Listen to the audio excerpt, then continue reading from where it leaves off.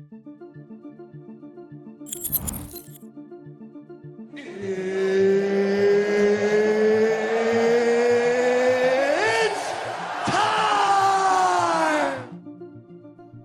Ultimate Fighting Championship is the biggest mixed martial arts organization in the world.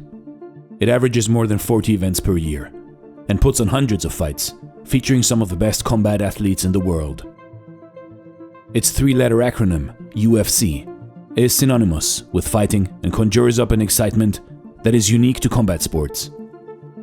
It is home to world champions with legacies to their name and has seen the rise to fame and fall from grace of countless athletes.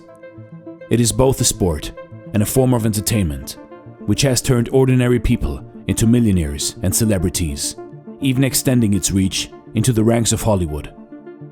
2020 proved to be the most successful year in the company's 29-year history, seeing its market value rise to an estimated record high of $10 billion. To what does the UFC owe its success? How did it manage to turn what some people used to dismissively call human cockfighting into a respected sport and a multi-billion-dollar industry? What are the origins of this brutal spectacle, and who are the people involved in this evolution? The earliest known sport, most similar to modern mixed martial arts, is the ancient Greek pankration, a form of unarmed hand-to-hand fighting predominantly based on wrestling and boxing. Arising sometime between the 20th and 7th century BC, it was both a sport as well as a form of military training. Athletes would fight naked, using a wide variety of striking and grappling techniques, in bouts which typically had no rounds, no weight classes, and barely any rules, other than prohibiting eye gouging and biting, although both of these were permitted in Sparta. Contests would end when one fighter was either incapacitated or signaled his submission, though it was not uncommon for men to die.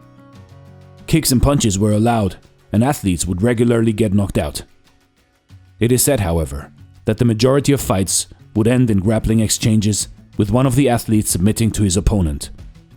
Pankration events were generally held in tournament format on both regional and national levels, and were even introduced into the Greek Olympic Games in 648 BC. Various legends surround the origins of the sport, as well as some of its most successful competitors, many of whom rose to fame and became heroes thanks to their accomplishments and exploits, both in the arena and on the battlefield. So successful and effective was this form of combat that the Romans adopted it into their military training, as well as including it in their games at the Colosseum. With the decline of ancient Greece and Rome, however, the sport's popularity slowly began to dwindle, until it was finally outlawed, along with many other pagan rituals, in 393 AD. What remains are statues and monuments depicting some of the violence that took place, as well as the stories surrounding it. Although there are many similarities between pankration and modern mixed martial arts, there is a great gap between the disappearance of the former and the evolution of the latter. The story of how the UFC was created and mixed martial arts became the sport it is today is a different one. Mitsuyo Maeda, also known as Konde Koma, was a Japanese judo champion who was born in Japan in 1878. A student of Kano Jigoro, the very founder of judo, Maeda was a true martial artist, ever improving and evolving, as well as never backing down from a challenge.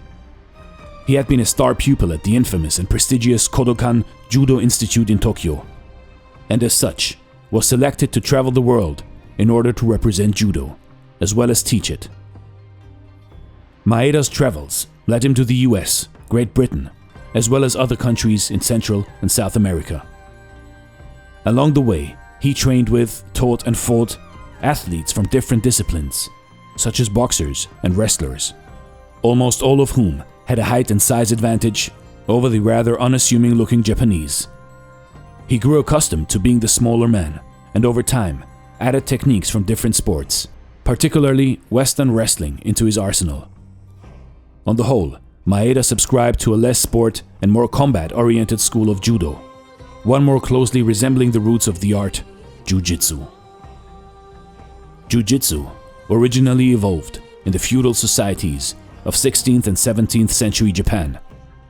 Samurai warriors, roaming the lands in service of their masters, or the highest bidder, developed techniques that were suitable for fighting armed and armored opponents. Those included strikes and kicks, but predominantly relied on grappling techniques aimed at disarming, throwing, and pinning an opponent. In an increasingly modernizing and industrialized Japan, however, the art of jujitsu grew both obsolete and frowned upon, as did the samurai who had developed it, and their way of life. Still, there were those that understood the values of martial arts as an educational tool, even in peace times, and as a way to live a healthier and better life, allowing one to reach his or her full potential. Leading the way was member of the Japanese Ministry of Culture and Martial Arts, Kano Jigoro. Omitting some of the more dangerous and brutal techniques from jujitsu, emphasizing throwing techniques, and minimizing ground fighting, Jigoro effectively created the sport of judo. In an effort to promote and spread the art, he sent out some of his more promising students to travel the world so they could teach judo and prove its merit. One of these students was the Kondakoma, Mitsuyo Maeda.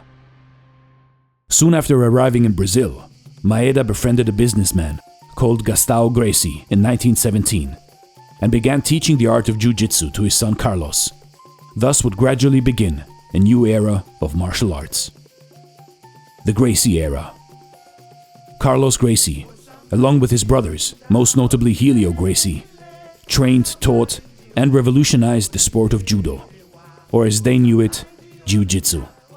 Much like Mitsuyo Maeda before them, they incorporated techniques into their training that could be used not only in sport competitions, but in actual fights against opponents of any background, no matter the rule set. They put a great emphasis on ground fighting, as well as using leverage to their advantage, which allowed them to beat bigger and stronger opponents. The Gracies believed that they were creating a style of jiu-jitsu that was superior to all other martial arts, Gracie Jiu-Jitsu. They even went so far as to issue a challenge to any practitioner of any martial art to put the effectiveness of their fighting style to the test in fights with minimal rules. This would become known as the Gracie Challenge, and the no-holds-barred fights they organized would eventually be known as Vale Tudo, which is Portuguese for everything goes.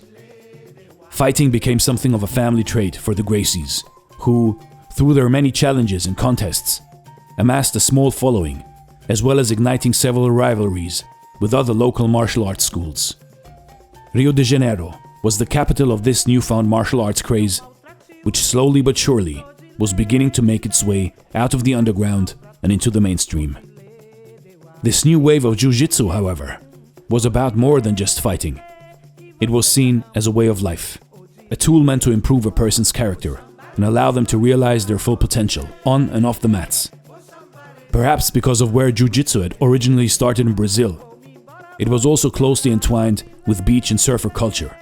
It should come to no surprise, then, that upon moving to America, Rorion Gracie, son of Helio Gracie, found a new home in California. He opened his own school and continued his family's work alongside his younger brother Royce, recruiting new students, challenging local martial artists, and slowly but surely making his mark in the American martial arts scene. In 1993, along with several business partners, investors, as well as some of his students, Rorion created a televised 8-man tournament, which pitted martial artists from different backgrounds against one another, with the aim of finding out which martial art was the best, much a continuation of the Gracie Challenge. With practically no rules, time limits, or judges' scores, the fights could only be won through knockout, submission, or a fighter's corner throwing in the towel. Fights were held in the now famous octagon-shaped cage, with wired fencing, and were supposed to be as raw and violent as possible, in order to show the audience the true nature of fighting. The tournament was called the Ultimate Fighting Championship.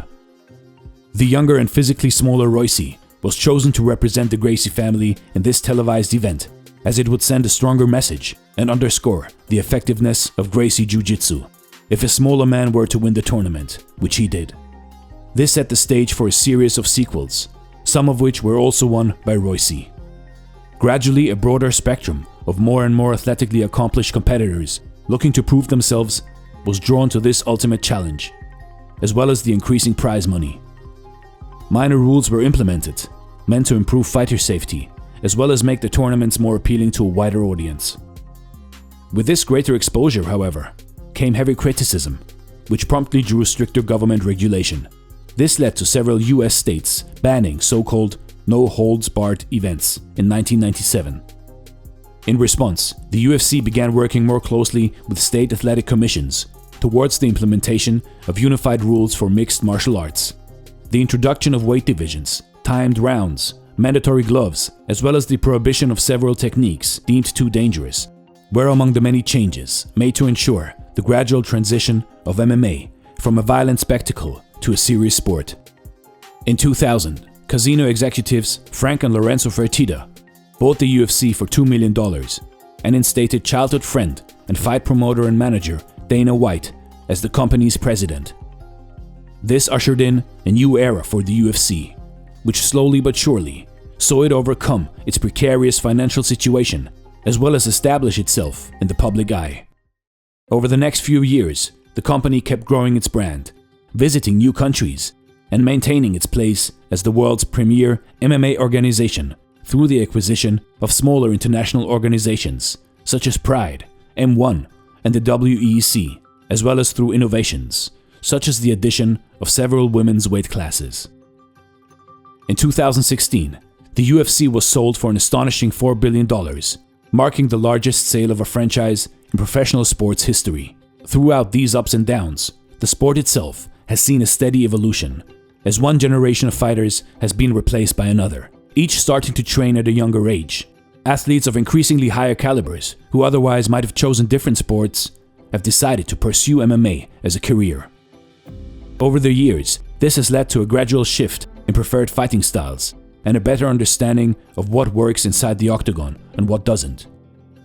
Traditional martial arts such as karate or taekwondo, which had been ridiculed in the advent of what people were beginning to consider real fighting, saw a resurgence as students of these arts learned ways to implement their so-called outdated techniques in a real fight. Trend after trend swept through the MMA world, with seemingly indefensible techniques being discovered, only to become somewhat obsolete and be replaced with a new trend shortly after. The rise of social media and streaming services has led to even greater exposure of MMA in popular culture and allowed for a growing acceptance as well as an understanding and appreciation of martial arts within the general public. Combined with aggressive marketing and expansion on the UFC's part, this has made MMA one of the fastest growing sports in the world. In time, this growth is bound to slow. The evolution of the sport itself, the techniques, and the understanding of what is possible inside the octagon, however, are growing faster than ever. This was Dare to Explain, with the history of the UFC. Thank you so much for watching, and stay blessed.